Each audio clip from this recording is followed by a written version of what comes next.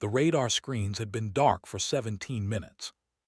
In the operations center, buried 3 stories beneath forward operating base Kestrel, Major Vincent Rourke stared at the empty display with growing unease. Static hissed through the speakers. Outside, somewhere in the churning sandstorm that had swallowed the Hindu Kush, an entire platoon had gone silent. 23 Marines. No comms. No visuals. Just the howling wind that made the bunker walls groan like a ship at sea. "Sir, we've got nothing," Lieutenant Flores said, her voice tight. "Last transmission was garbled, something about taking fire from the ridge." Rourke's jaw clenched. The storm had rolled in faster than meteorology predicted, a wall of ochre darkness that turned midday into twilight. Through the reinforced windows, he could see nothing but swirling dust, thick as wool. Aircraft were grounded. Drones were blind. The platoon had walked into what was supposed to be a routine patrol and vanished into geological chaos plus. Then someone laughed. It was brief, quickly stifled, but Rourke heard it. He turned to see Captain Briggs smirking at his console, exchanging a glance with another officer.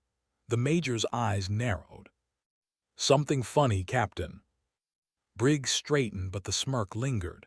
"Just got word that Warthog's spinning up, sir. Thought maybe someone was joking." "Warthog?" Rourke's confusion was genuine. "Technical Sergeant Cade Rivnik, sir," Flores supplied quietly. "A-10 pilot. She's requesting clearance to fly." The operations center fell into an uncomfortable silence. Outside, the storm screamed. Rourke knew the name, though he'd never met her. Rivnik, the one they whispered about. 20 years in service, most of it flying the ugliest aircraft in the inventory. She'd been at Bagram, Kandahar, every dusty outpost that needed close air support. But she was also the sergeant who'd been passed over for officer candidacy 3 times, who flew missions nobody wanted, who'd allegedly told a 2-star general that paperwork killed more soldiers than bullets. "In this weather," Rourke said, "she can't possibly." "She says she can, sir." Flores pulled up a communication log. "She's been tracking the storm patterns for 40 minutes, says there's a corridor, narrow, maybe 10 minutes wide." Briggs snorted. "That bucket of bolts will get shredded before she's a mile out." But Rourke was studying the topographical display, thinking about 23 Marines who were running out of time. The A-10 Thunderbolt II, affectionately called the Warthog, was designed for one thing: getting shot at and surviving. Low, slow, and lethal. If anyone could thread a needle through a sandstorm, it would be in that titanium bathtub with wings. "Get her on comms," Rourke ordered. The hangar was chaos rendered in amber light. Sand infiltrated everything, gritty against teeth, stinging exposed skin. Technical Sergeant Cade Rivnik walked beneath the broad wing of her, with the measured calm of someone who'd made peace with gravity years ago. Her flight suit was faded, patched in places where regulations would normally demand replacement. On her shoulder, the unit patch showed a warthog with its tusks crossed like swords. Staff Sergeant Lane Torres jogged to keep pace, clipboard clutched against the wind. "Sarge, they're saying visibility is under 100 feet. Ground crews can barely see the flight line." "Then they shouldn't be looking," Rivnik said. She ran her hand along the aircraft's belly, fingers tracing the panels that bore scars from 100 engagements. Bullet holes patched with rivets. Shrapnel damage that maintenance had smoothed but never quite erased. The A-10 was 30 years old, kept flying through sheer stubbornness, and the kind of engineering that prioritized survival over elegance. Torres had been with her for 8 months, long enough to recognize when the sergeant was locked in. "Your clearance came through. Major Rourke wants to talk before you lift." "Tell him I'm busy profiting." "He's the operations officer, Sarge." Rivnik paused at the boarding ladder, finally looking at Torres. Her face was lined with sun and wind, eyes the color of winter steel. Crow's feet suggested she smiled often, though right now her expression was granite. "Those Marines don't have time for me to explain whether to someone who's never flown lower than a desk." She climbed into the cockpit with practiced efficiency, settling into the seat that had molded itself to her over 2 decades. The A-10's cockpit was Spartan, functional, surrounded by the titanium bathtub that could withstand 23 rounds. Some pilots called it claustrophobic. Rivnik called it home. Her hands moved through the startup sequence without conscious thought. Instruments flickered to life. The two General Electric turbofans spooled up with a rising whine that cut through even the storm's roar. Through the canopy, she could see maintenance crews backing away, their orange vests vanishing into the dust. The radio crackled. "Warthog, this is Kestrel Actual. Hold position for briefing." Rivnik's finger hovered over the transmit button. Through the static and wind, she thought she heard something else on the emergency channel. Brief. Almost lost. A voice screaming for close air support. She pressed the throttle forward. Major Rourke heard the engine pitch change before anyone told him. He spun to the communication console where Flores was frantically trying to raise the A-10. "Did I give clearance?" "Negative, sir. She's rolling anyway." On the surveillance feed, barely visible through the sandstorm, a squat gray shape emerged from the hangar. The A-10 looked prehistoric compared to the sleek fighters of modern air forces, with its straight wings, twin engines mounted high on the fuselage, and a nose that housed the GAU-8 Avenger, a cannon so powerful the aircraft was essentially built around it. 30mm rounds, depleted uranium, 4,000 rounds per minute. When it fired, the plane slowed in midair from the recoil. "She's not stopping," Briggs said, and now he wasn't smirking anymore. "Sir, at this speed in zero visibility." They accelerated down the runway, wheels leaving distinct tracks in the sand accumulating on concrete. Rourke watched, torn between admiration and horror, as the aircraft lifted off exactly at the painted threshold and disappeared into the ochre wall like a ghost. "Warthog, you are not cleared for departure," he transmitted. "Return to base immediately." Static answered. Then, cutting through the interference, Rivnik's voice came calm and matter-of-fact. "Kestrel Actual, I have friendlies in contact. Will advise when on station. Warthog out." The radio went silent except for the storm. Flores pulled up the last known position of the Marine platoon. "Sir, even if she finds them, the ceiling's too low for effective gun runs. She'd have to be practically in the valley with them."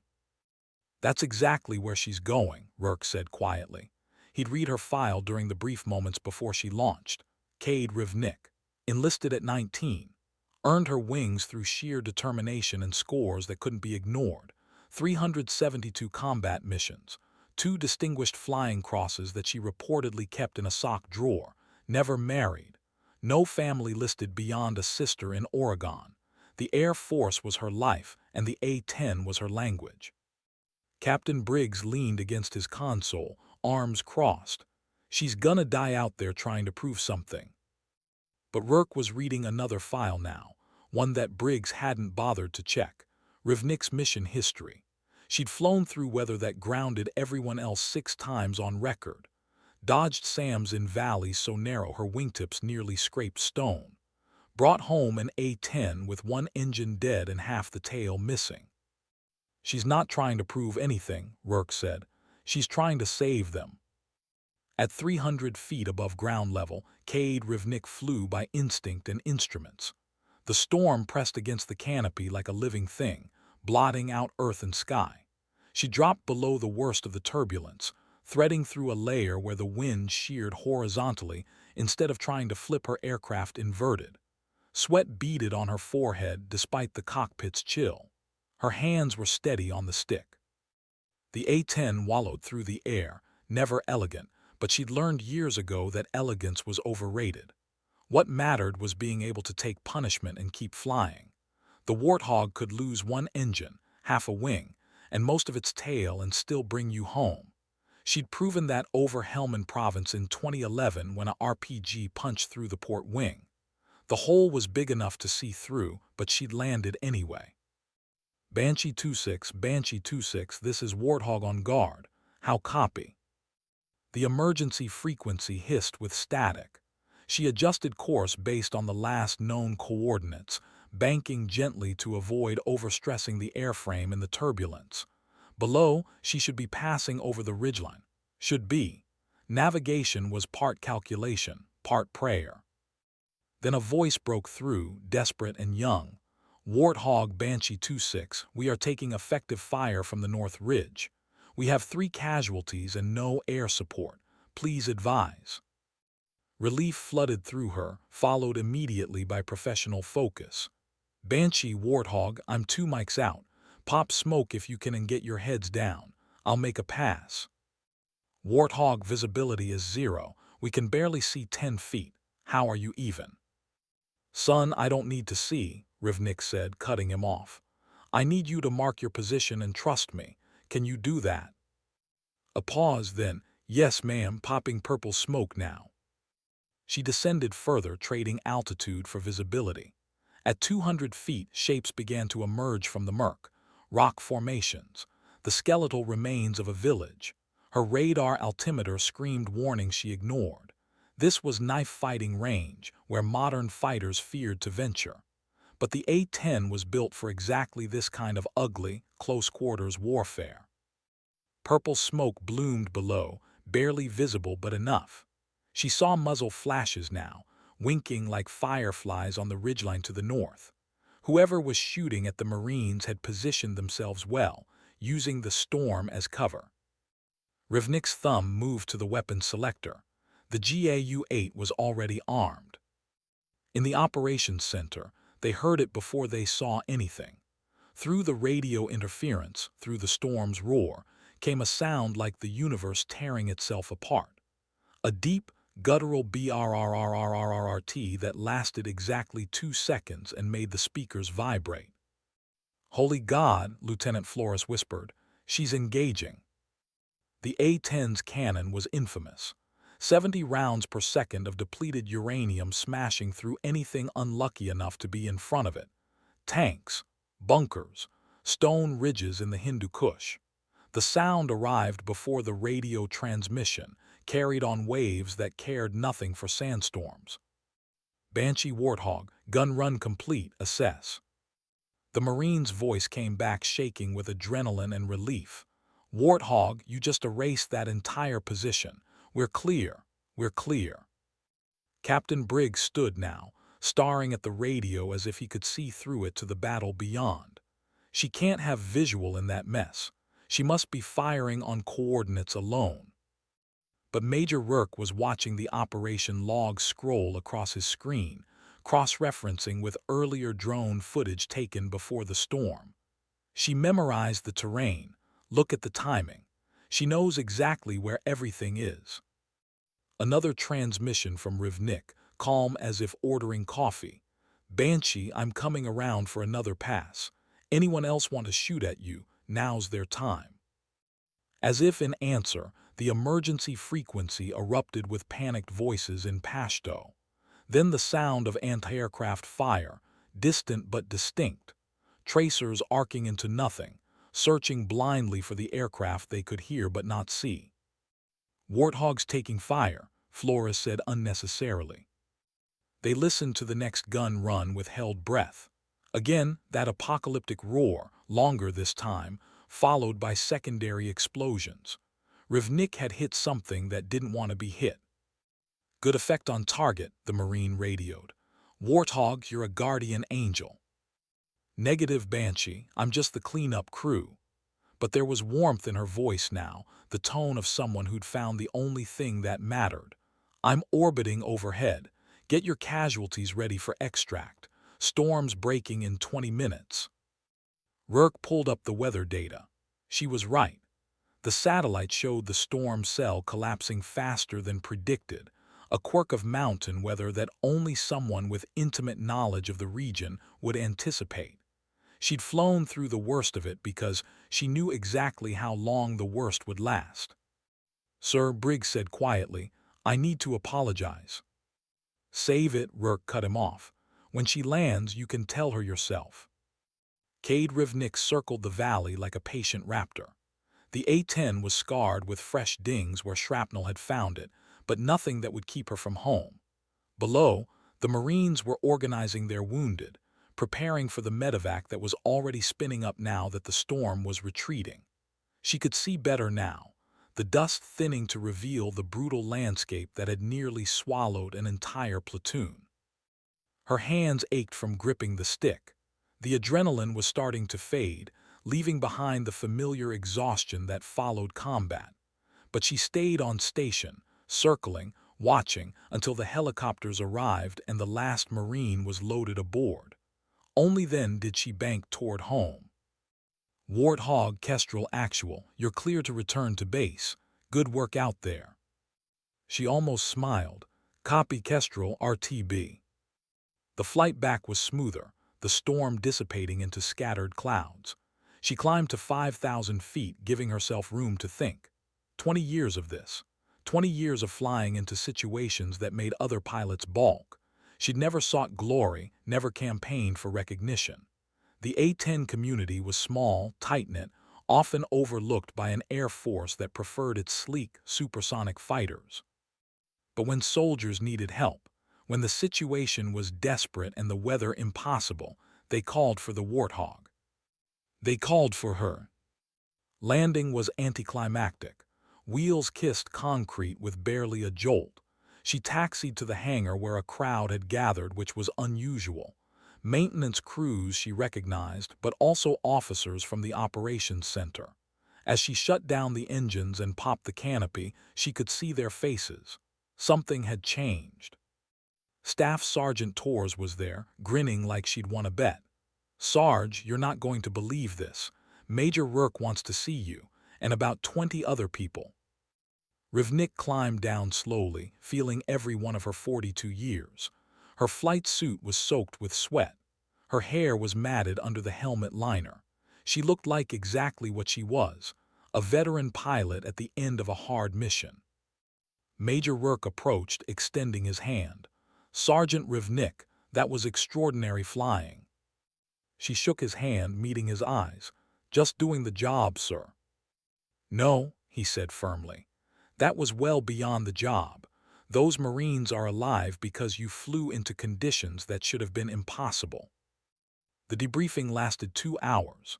Cade sat in a conference room that smelled of bad coffee and old air conditioning, walking through every moment of the flight.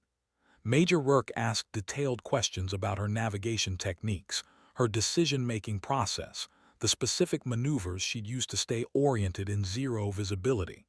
Captain Briggs sat in the corner, silent, no longer smirking. "You memorized the entire valley," Rourke said, studying her plotted course on the display. "Peaks, settlements, elevation changes. How long did that take?"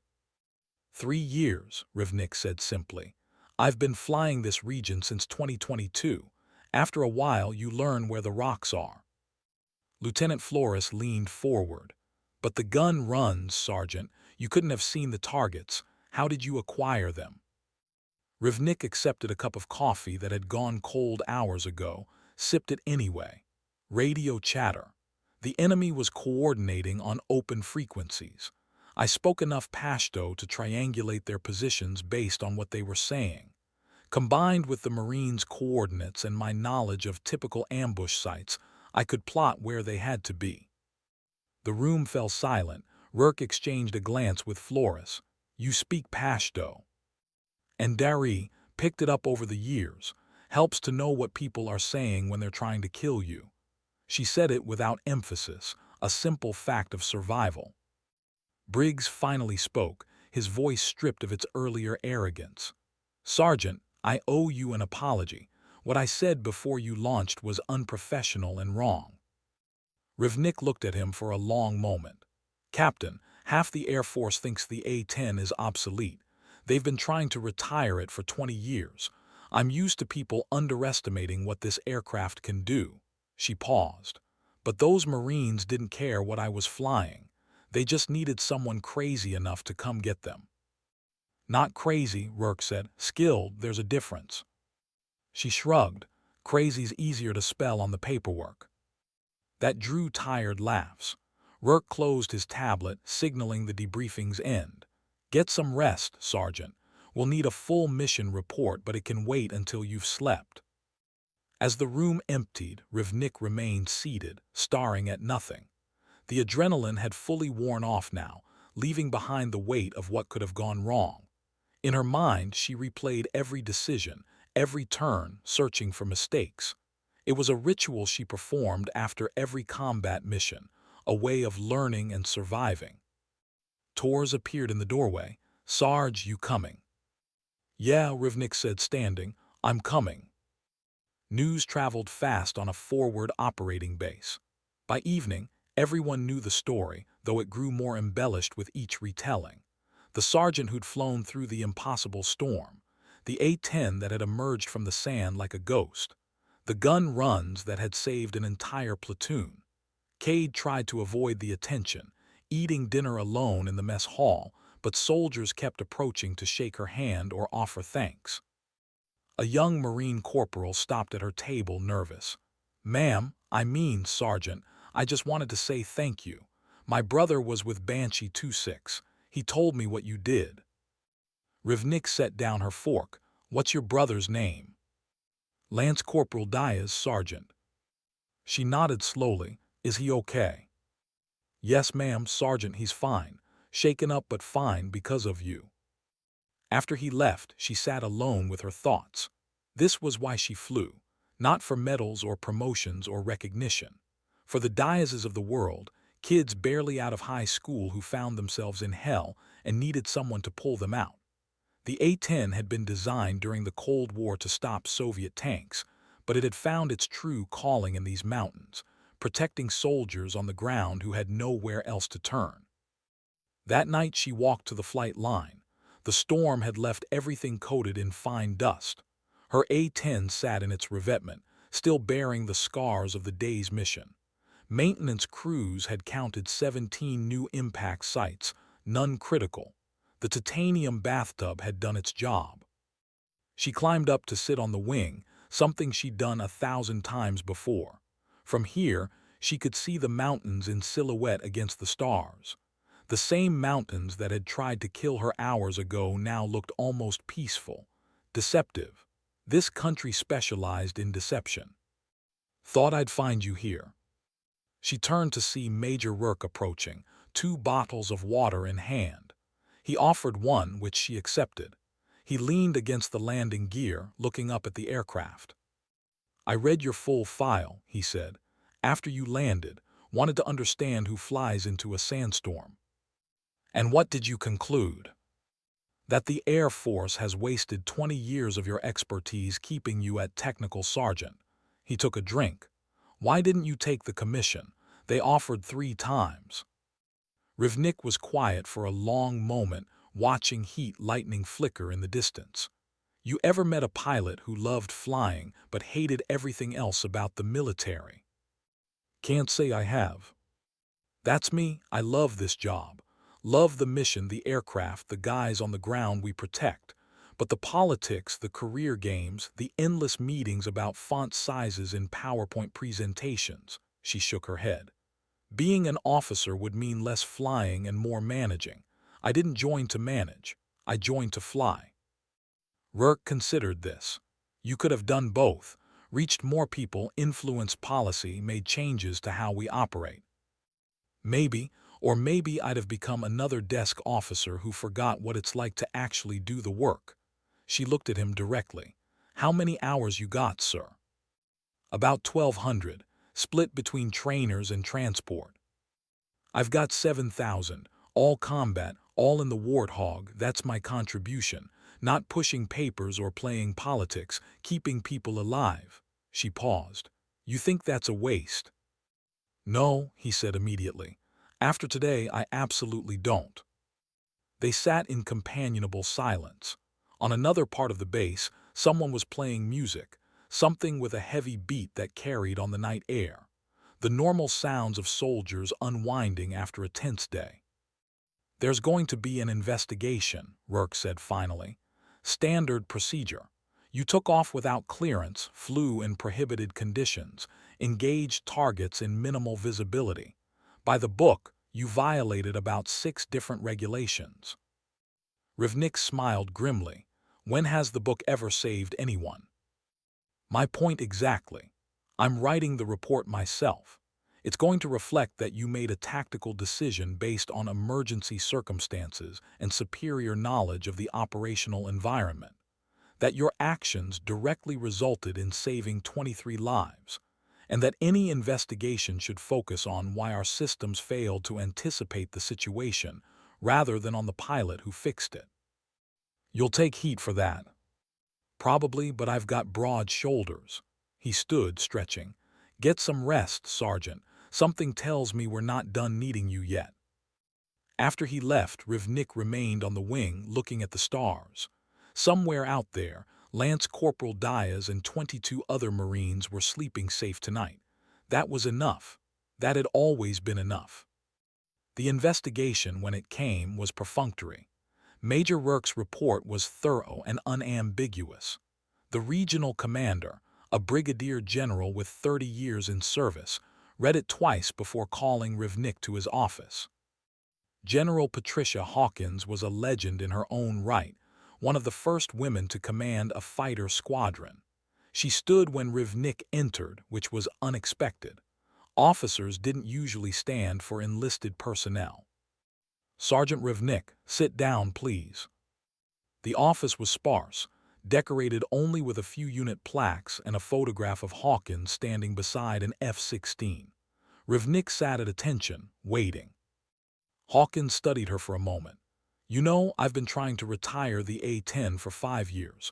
Congress keeps stopping me. Every time I make the case that it's outdated, that we need the budget for next-generation fighters, someone points out missions like yours and asks what aircraft would replace it. She smiled slightly. You're making my job very difficult. Sorry, ma'am. Don't be. You were right and I was wrong. The A-10 still has a role to play, and clearly we need pilots who understand that role. She pulled out a folder. I'm not here to reprimand you. I'm here to ask what you want. Rivnik blinked. Ma'am. You've served 20 years.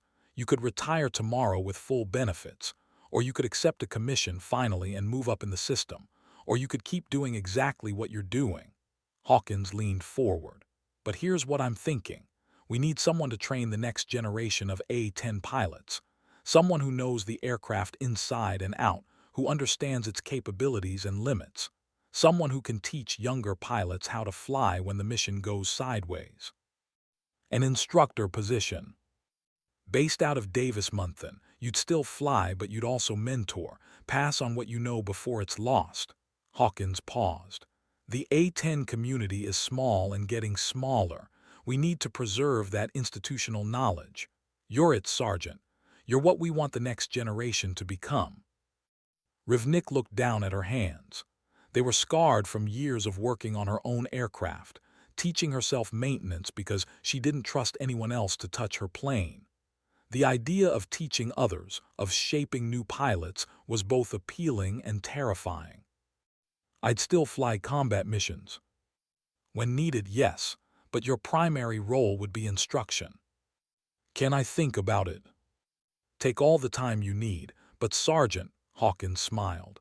Between you and me, I hope you say yes. Word of the offer spread, as all secrets do on military bases. Opinions were divided. Some thought Rivnik should take the instructor position, pass on her knowledge. Others argued she was most valuable right here, flying missions. A few suggested she'd earned the right to retire, to leave the service before it ground her down completely. Rivnik ignored all of it. She flew her missions, maintained her aircraft, lived her quiet life on the margins of attention. But the question gnawed at her. What did she want? After 20 years of defining herself by the mission, what came next?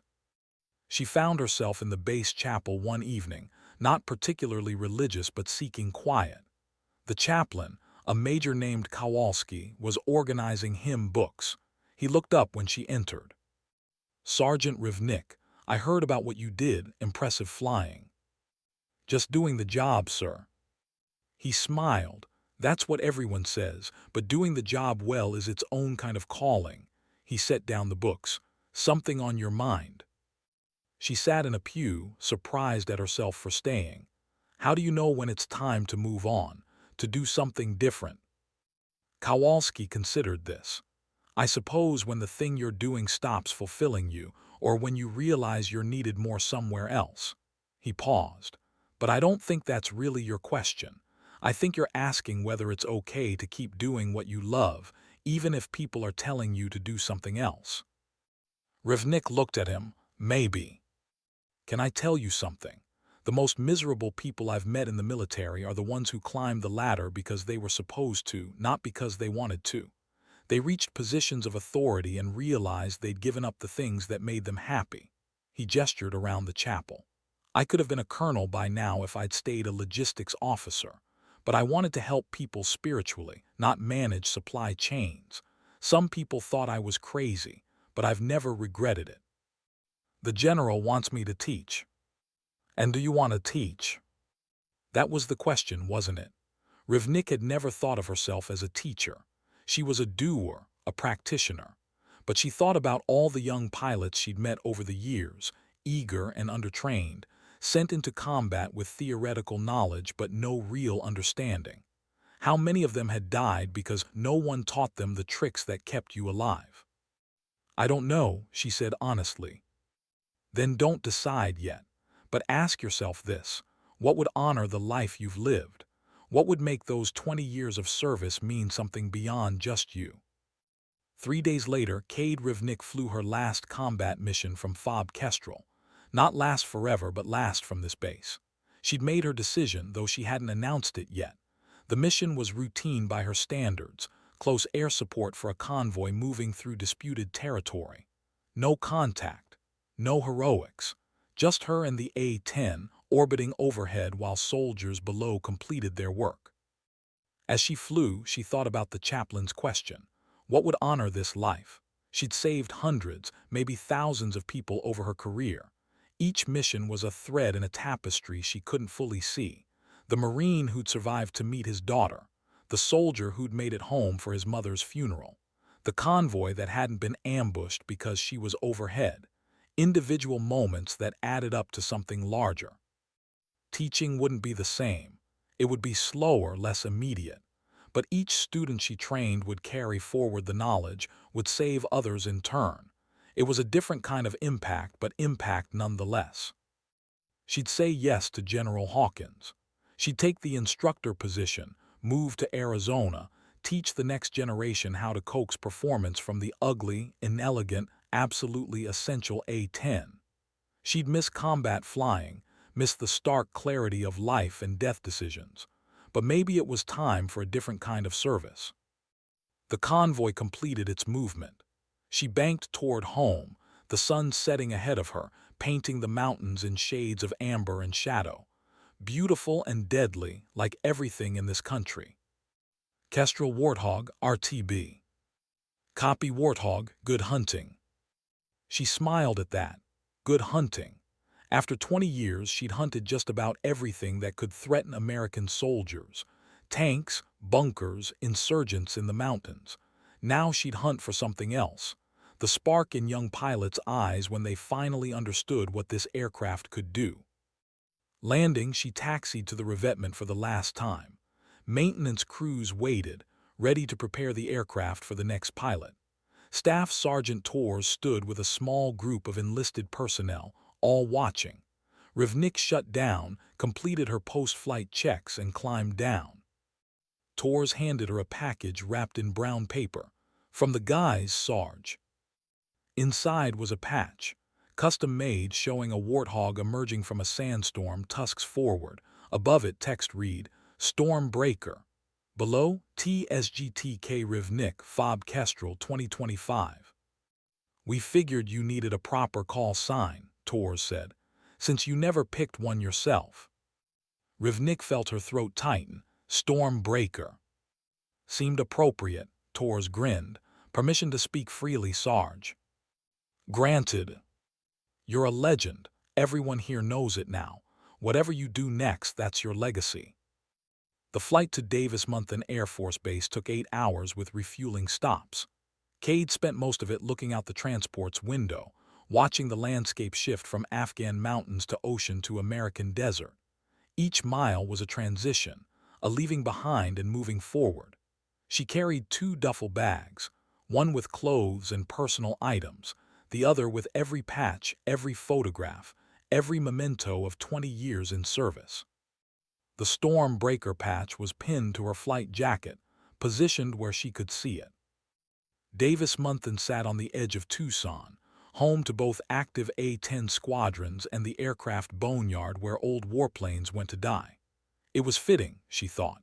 Birth and death in the same place. The base sprawled under cloudless Arizona sky, runways shimmering with heat even in October. Lieutenant Colonel J. Morrison met her at base operations, a weathered pilot with graying temples and a firm handshake. "Sergeant Rivnik, welcome to the fighter squadron. Heard a lot about you." "Sir." He gestured toward a waiting vehicle. "We're putting you through a quick instructor training course, just to formalize what you already know. After that, you'll be assigned to the Advanced Tactics Division, teaching pilots who have completed basic qualification but need to understand real-world application." They drove past rows of A-10s in various states of readiness. Some looked fresh from depot maintenance, others bore the weathered appearance of combat veterans. One had nose art depicting a warthog grinning malevolently beneath the legend War Pig. Rivnik smiled at that. "How do you feel about teaching?" Morrison asked. "Nervous," she admitted. "I've spent 20 years teaching is different. Best instructors are always nervous, means you take it seriously." He pulled up to a nondescript building near the flight line. "Your class starts Monday. 6 students, all young, all think they know everything because they graduated flight school. Your job is to teach them what the manual doesn't cover." "Staying alive." "Exactly." Her quarters were small but private, a luxury after 20 years of shared spaces. She unpacked slowly, arranging her belongings with military precision. The storm breaker patch went on the wall, framed. The photographs, her and her aircraft in a dozen different countries, formed a timeline of service. Last was a picture she rarely looked at, herself at 19, fresh-faced and impossibly young, standing beside her first A-10. The girl in that photo had no idea what was coming. 2 decades of war, of impossible missions, of flying into places that should have killed her. But she'd survived. More than that, she'd excelled. And now she'd teach others to do the same. Sunday she walked the boneyard, row after row of aircraft in various stages of preservation or cannibalization. F-4 Phantoms that flew in Vietnam, F-111s, B-52s, and A-10s, dozens of them, waiting for either reactivation or final dismantling. Monday morning arrived too quickly. Cade stood in front of 6 young pilots, 3 men, 3 women, who looked at her with expressions ranging from curiosity to skepticism. She wore her flight suit, faded and patched, deliberately not putting on anything formal. They needed to see her as a pilot, not as an authority figure. "My name is Technical Sergeant Cade Rivnik. I've been flying the A-10 for 20 years. I've flown 7,000 combat hours, mostly in Afghanistan and Iraq. Some of you are wondering why you're being taught by a sergeant instead of an officer. Fair question. The answer is simple. Officers do a lot of important things, but most of them don't have 20 years of continuous combat experience in a single airframe." She pulled up a topographical map on the screen behind her. "You've all completed basic qualification. You can fly the aircraft. You understand the systems, but combat is different. Combat is about making decisions in seconds with incomplete information while people are trying to kill you. That's what I'm here to teach." Questions. A young captain, name tag reading JENSCN, raised his hand.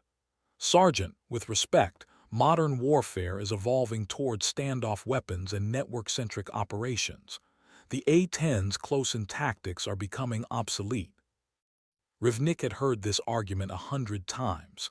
"Captain, you know what doesn't evolve? Infantry getting pinned down by enemy fire and needing someone to help them right now. No time for standoff weapons. No time for network coordination.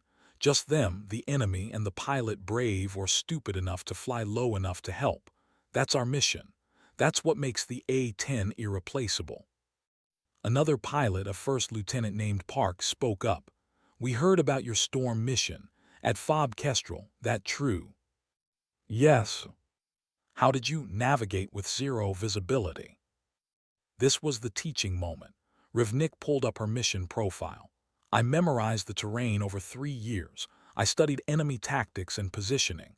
I listened to their communications to triangulate locations, and I trusted the aircraft." She met their eyes one by one. The A-10 is tough, maneuverable, and forgiving. It'll get you out of situations that would kill other pilots, but you have to know it intimately. Know its limits and capabilities like you know your own body. She spent the next 4 hours walking them through case studies. Real missions, some successful, some that had ended in tragedy. She didn't sugarcoat the failures or glorify the victories. War was messy and complex, and they needed to understand that. By lunchtime, she could see the skepticism fading. They were starting to understand that she had knowledge they desperately needed. Teaching, Cade discovered, was exhausting in ways combat never was. After a mission, you debriefed and moved on. Teaching meant constantly evaluating, adjusting, finding new ways to explain concepts. Some students grasped ideas immediately. Others struggled. She learned to recognize the signs: the furrowed brow that meant confusion, the tight jaw that meant fear being suppressed, the distant look that meant the student was overwhelmed. Captain Jensen remained skeptical but engaged. Lieutenant Park was talented but overconfident. The others fell somewhere in between. Rivnik spent extra time with each, tailoring her approach. With Jensen, she used data and statistics to prove points. With Park, she emphasized humility through examples of pilots who died from overconfidence. 2 weeks into the course, they did their first simulated combat mission. The scenario was brutal, providing close air support in a valley with simulated anti-aircraft fire, friendly forces in contact, and limited ammunition. Rivnik watched from the control room as each student flew the simulation. Jensen approached it methodically, analyzing before engaging. Good, but too slow. The simulated Marines took casualties while he was planning. Park went in aggressive and fast. He cleared the enemy but nearly hit the friendly position with his gun run. Too reckless. But the third pilot, a quiet first lieutenant named Rachel Okonkwo, flew it perfectly. She'd been studying Rivnik's techniques, watching how the sergeant balanced speed with precision. Okonkwo entered the valley low, identified targets quickly, and made clean gun runs that eliminated threats without endangering friendlies. When the simulation ended, she'd saved the Marines with minimal risk to herself. Rivnik pulled her aside after. "That was textbook. Where'd you learn to fly like that?" "From you, Sergeant. I've been watching your mission videos. The way you manage energy and positioning, how you prioritize targets, I tried to replicate it." It was, Rivnik realized, the first time someone had successfully absorbed not just her techniques but her mindset. "Keep flying like that, Lieutenant, and you'll have a long career." That night, Lieutenant Colonel Morrison stopped by her office. "Heard Okonkwo ace the simulation. You're getting through to them." "Some of them." "That's all you can ask. Not every student is reachable." He sat down, looking tired. "I wanted to ask your opinion on something. We're developing a new tactics manual for the A-10, updated for modern threat environments. I want you to contribute. Your experience in real-world scenarios is exactly what we need." Rivnik felt a mix of pride and imposter syndrome. "Sir, I'm not a writer." "You don't need to be. Just tell us what works and what doesn't. We'll handle the formatting." She agreed, adding another layer to her responsibilities.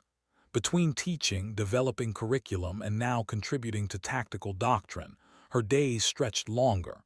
But it felt purposeful in a way combat sometimes hadn't. Each word she wrote, each student she taught, was an investment in future lives saved. The tactics manual consumed her evenings. Rivnik wrote about terrain masking, about using weather as concealment, about the psychological aspects of close air support. She described the sound the GAU-8 made and how that sound alone could break enemy morale. She detailed ammunition conservation, target prioritization, and the critical importance of communication with ground forces. One section was titled, "When the Mission Goes Sideways." In it, she wrote about fob kestrel, about flying into the sandstorm, not to glorify what she'd done, but to illustrate decision-making under uncertainty. She included the mistakes she'd made, approaches that were too steep, moments where she'd nearly lost situational awareness, because students needed to understand that even successful missions involved errors that had to be corrected in real time. Lieutenant Park read an early draft and asked to speak with her. They met in the briefing room after hours, coffee going cold between them. "The manual section about kestrel," he said. "You wrote about being scared." "I was scared." "But you flew anyway. How do you push through that?" Rivnik thought about how to answer. "Fear isn't bad, Lieutenant. Fear keeps you alert. The trick is not letting it control your decisions. You acknowledge it, then you focus on the task. What needs to happen right now? What's the next step? Break the mission into small pieces, and suddenly it's not overwhelming anymore. It's just the next turn, the next radio call, the next gun run." "Does it get easier?" "No, you just get better at managing it." She looked at him directly. "The day you stop being scared is the day you need to stop flying combat. Fear means you're taking the threat seriously." Park nodded slowly. "Thank you, Sergeant, that helps." After he left, Rivnik sat alone in the briefing room. Teaching, she was discovering, meant being vulnerable in ways she'd never been in combat. In combat, you could hide behind professionalism and procedure. In teaching, you had to reveal yourself, your fears, your failures, your growth. It was uncomfortable but necessary. The manual grew to over 200 pages. Diagrams showed optimal attack angles. Tables listed weapons effects against various targets, but threaded throughout were stories, lessons learned in blood and luck. General Hawkins reviewed it personally and called Rivnik to her office. "This is exceptional work, Sergeant. Clear, practical, honest. We're going to make this required reading for every A-10 pilot in the Air Force." "Thank you, ma'am." Hawkins set down the document. "You found your calling, haven't you, teaching?" Rivnik considered this. "It's different from what I expected, harder in some ways, but yes, I think I have." "Good, because I'm adding another responsibility. We're starting an advanced program for experienced A-10 pilots, basically a master class in tactics and survival. I want you to run it." The advanced program began 6 months later. 10 pilots, all with at least 500 combat hours, all handpicked by Hawkins as having the potential to be the next generation of A-10 leaders. Cade looked at them on the first day and saw herself reflected back. Veterans who'd been through combat, who understood the stakes, who were hungry for knowledge that would keep them and their wingmen alive. "This course is different," she told them. "No simulations, no classroom theory. We're flying actual missions in actual terrain, dealing with actual threats. We've worked with the Army to create realistic training scenarios using live ammunition and real ground forces. You'll be evaluated not just on technical proficiency, but on judgment, communication, and adaptability." The pilots exchanged glances.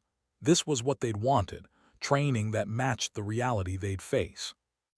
Over the next 12 weeks, Rivnik pushed them harder than they'd ever been pushed. They flew in weather that grounded other aircraft. They practiced gun runs in narrow valleys. They coordinated complex close air support with multiple ground units. And when they made mistakes, which everyone did, she made them analyze those mistakes until they understood exactly what went wrong and how to avoid it in the future. Captain Jensen, who completed her initial course and volunteered for the advanced program, struggled with night operations. His methodical approach, an asset in daylight, became a liability when visibility was limited, and decisions needed to be instantaneous. Rivnik spent hours with him, teaching him to trust his instruments and instincts rather than trying to analyze every input. Lieutenant Okonkwo, now a captain herself, excelled. She'd taken Rivnik's lessons and built on them, developing her own style that blended aggression with caution. During one particularly difficult scenario, extracting a downed pilot while under fire, Okonkwo flew with a precision that reminded Rivnik of her younger self. After the extraction, Rivnik pulled Okonkwo aside. "You're ready for instructor certification. When this course ends, I'm recommending you for the training pipeline." "Sergeant, I'm not sure I'm ready to teach." "No one ever is, but you have the knowledge and the temperament. The A-10 community needs people like you passing on what they know." She paused. "I won't be doing this forever. Someone needs to carry it forward." The graduation ceremony for the advanced program was small and informal. The 10 pilots received certificates and patches marking them as graduates of the Tactical Mastery Program, as it had been officially named. But the real ceremony happened that evening, when they gathered around a fire pit outside the officers' club. Each pilot shared a story from the course, mistakes made, lessons learned, moments where everything suddenly clicked. Rivnik listened, saying little, proud in a way she'd never experienced in combat. These pilots would go on to fly missions, to save lives, to train others in turn. The impact would ripple outward long after she was gone. 3 years into teaching, Cade received an unexpected email. It was from Lance Corporal Diaz, now Sergeant Diaz, the Marine whose brother she'd saved during the Kestrel mission. He was writing to tell her he'd joined the Air Force, gone through officer training, and been selected for pilot training. His dream was to fly the A-10. "You saved my life," he wrote. "More than that, you showed me what it means to serve with purpose. I want to do for others what you did for me and my platoon that day. If I make it through training, I hope to study under you." Rivnik read the email 3 times, feeling emotions she couldn't name. She'd saved hundreds of people but rarely knew what happened to them afterward. They returned to their lives and she returned to hers. But Diaz had chosen a different path, inspired by a single mission. It was humbling and terrifying. What if she couldn't live up to his expectations? What if her teaching didn't measure up to his idealized memory of that day?